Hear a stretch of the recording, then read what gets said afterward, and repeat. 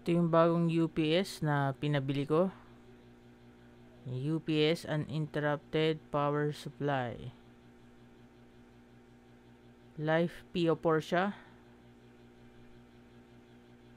Yung battery niya ay lithium. So mas mahaba yung buhay niya compare dun sa ordinaryong power supply na 1 to 2 years lang na lead acid. Kaso ito, maiksi pa yung ano niya eh. Yung kanyang battery. Ayan, 3 to 33 minutes. Pero enough naman yan para makapag-save at mag-shutdown.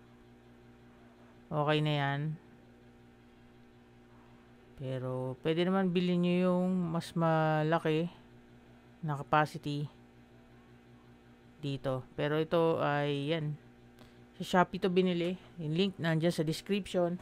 Kaya lang yung inutusan nito, hindi ginamit yung link ko eh. Grabe. Kasi ako magsisend ng link ng mga pinapabili. At ito nga ang pinabili ko. UPS na Life PO4. Kasi 1,000 lang naman yung difference compare sa lead acid nga. Tapos mas matagal na yung buhay nito compare dun sa lumang lead acid.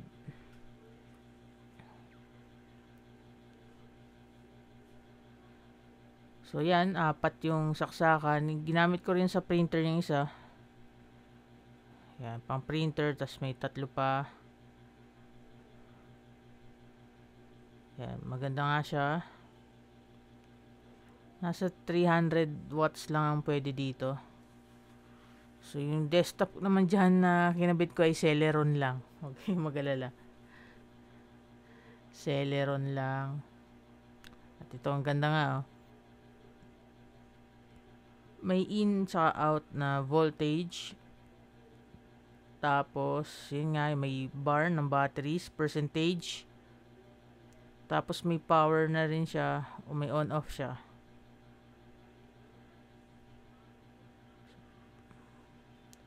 Pag plinag mo yan, mag-charge na siya. Pero ako, pinapatay ko kasi to. Tapos, ina-unplug.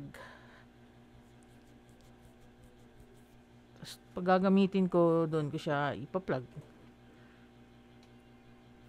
Parang ginagawa ko lang siyang extension wire. Pero, yan, meron akong backup battery sakaling brownout. So, like, comment, share, subscribe. Gamitin nyo yung link ko. Bye-bye!